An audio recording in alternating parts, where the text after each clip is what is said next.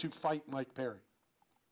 Yeah, I mean, everybody comes out of the woodwork, and then when you say, "All right, here, sign the contract," they get cold feet, right? I mean, it's not something that everybody wants to do, but Mike Perry, he's fit for this thing, and I know he talks about doing a boxing match here or there, and I discourage him against it because I did allow him to, with our consent, to do one fight outside of this promotion, and I just don't think it makes any sense for him. So if something comes along, like a Jake Paul or something like that, I'm going to say, yeah, man, makes sense, go do it. But until then, Mike Perry's found a home here. A lot of people are talking about him. A lot of people are talking about BKFC now, and a lot of people are challenging him. And if they want to sign on the dotted line, we're ready because we want some bigger names. But we also, I've been talking to Dave Mundell a lot, and I think that's actually a good fight, Dave Mundell versus Mike Perry. So, we're going back to the drawing board right now, and we're going to come up with something in the next couple of weeks because we have another really, really big mega event that's coming up in association with something else that I can't discuss yet, but it should be an unbelievable event before the year ends. You and I used to talk a lot about names and former UFC fighters and former MMA fighters, and as this continues to blow up, and it's going to continue getting bigger and bigger and bigger, how difficult is it to get that call with a big name? And maybe I shouldn't, but I'm going to say it anyway. When Luke Rockhold called, big name, great, and then he comes out and did what he did. How difficult is it to look at the name, look past the name, look at the reputation, look at where they are in the career, and make that financial decision? I mean, look, it's got to be needle movers. I mean, for the big, big money, it's got to be needle movers. They got to really move the needle. And if they don't move the needle, then I think it's big money. And I will overspend on needle movers because if I'm not spending there, I have to spend in marketing, I have to spend in PR, and I think I get more bang for my buck by spending on the fighter. That being said, it's a tough decision because you get a guy like Luke Rockhold, like you said, you get a guy like Todd Duffy who comes out and says that he kinked his neck or whatever he did, and it wasn't an acceptable performance. So you get things like that that disappoint you. But at the end of the day is, if a guy's just in there for the money, he's going to do one thing, and if he's in there for legacy, he's going to do a different thing. And we're trying to get the guys that are in there for legacy and not just a payday. So Dave, speaking of needle movers, Paige VanZant still has a fight left on her contract. Do you expect to see her back anytime soon? Yeah, she'll come back. I think she's doing a boxing match with Misfits that we talked about. Great guys over there, by the way. She's going to do a boxing match there, and then she's going to come back. And I think she's going to fight before year's end. If not, it'll definitely be the first thing in 2025. And look, I never say anything bad about Paige, right? People, really put her down because she had, 3 or 4 losses in a row. I never did. Said, look, this girl came to fight each and every time. So had she turned her back, had she quit, she did. And she's making more money than any of us making combined right now.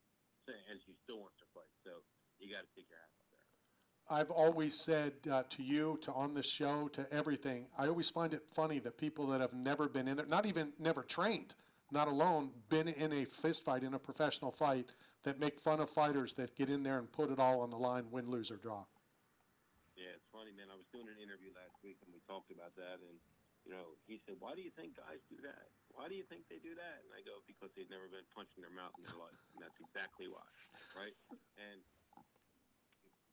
that gives them I don't know, the heart or whatever it is, the guts to be able to talk about someone that goes in there and get punched in their mouth for a living. But a lot of these guys have never been hit before. They don't know what it's like, and they talk crap on the fighters. And they're paying for tickets. They're paying for the, pay-per-views. They're allowed to, but I just don't like it. Taking that, something that you just said, they've never been hit like that. We learned Saturday, and I've never even thought of this. It's one thing to get hit. You also need to learn how to fall. Yeah. And I'm being serious. I'm not trying to be a smarty now. With what happened with Lorenzo Hunt fighting for, really legacy. He wins that fight. He goes down as the greatest, 3 division champions. And it wasn't so much the punch. It's how he fell, and that's how he got injured, correct? Yeah. Well, absolutely. But, I mean, you got hit with a nice, sure, really nice uppercut. He got dropped, and as he fell, he tried to stop himself with his arm, and his arm popped in or popped out or whatever it is, and he dislocated his elbow.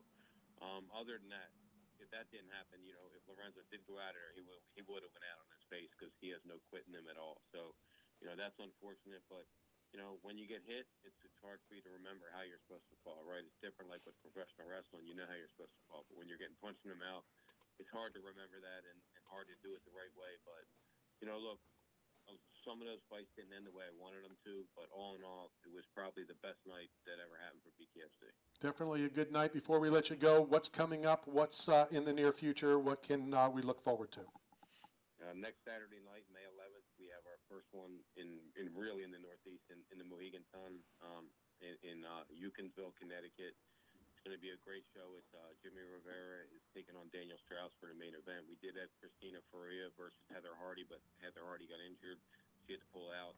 After that, we go to Nebraska, and then June just really lights up, and we go. We're working on a huge show that we're trying to do in Spain the end of May right now. I think it's going to be a really, really big deal. We're also hoping to announce something really, really big with a big motorcycle festival. This is as good as I can give it right now. I think we're going to do that also the first weekend of August, and we have a lot of big things coming up. A lot of big TV deals that we're still working on, but I think a lot of them, moved quite a lot this past weekend, and I think this partnership with Conor McGregor is fantastic for us, and we're in the right place right now. And it took us a long time to get here, and now we're driving. We always had a roadmap, and now we have the engine to get there, and I think we're going to get there a lot faster than we thought we were going to get there now. But it's been tough. It's been a long, hard journey, man, and I'm tired as hell right now. I had a little surgery on my face yesterday. I had a little cancer cut out of my face. So I've been a little down for the past day or two, and just gave me time to reflect on the whole entire journey and how hard it's been and how many obstacles we had to overcome. And we did, man, and we're here. I'm not saying we're the biggest thing in the world now, but we're here, man. We've arrived, and now we just have to take control of this thing and guide it in the right direction. So speaking of arriving, Dave, any word on when Philadelphia or when Pennsylvania will become a reality to bring it back to where it all started for you? And second question is, how long do I have to spend in Philly before I become a brother like you and Randy? Never. You are not a Philadelphian. You don't have the heart. Listen, Matt, we love you. We do. Truly, man, I appreciate all your support, but you'll never be a Philadelphia. But in Pennsylvania, they actually requested some information from us just this morning, and I think the ball is really rolling there. Man, I mean, fingers crossed we get a show over the line this year would be absolutely amazing. I'm really pushing for it, October, November. So hopefully I have some more news to share with you guys in the next couple of weeks. Good stuff, Dave. And I'm going to change it. You are the best Philadelphian ever now, just because of that comment to me. Can I be his stepbrother at least? Good.